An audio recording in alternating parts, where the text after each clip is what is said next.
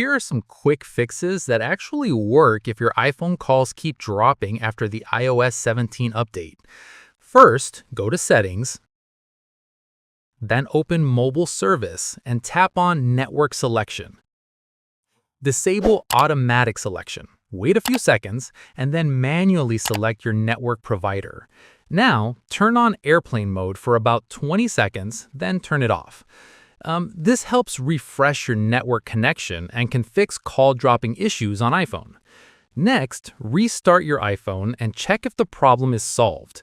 If not, try removing your SIM card, then reinsert it properly. Sometimes this simple step can fix network-related issues. Still facing the issue? Go back to Settings, open Mobile Data Options, and tap Voice and Data. Switch from 5G to 4G or 3G for a more stable connection. Also, enable Wi-Fi calling for better call quality in low signal areas.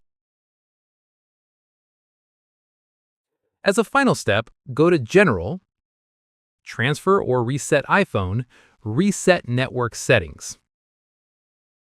And yeah, that's how you fix the iPhone call dropping problem after the iOS 17 update quickly and effectively.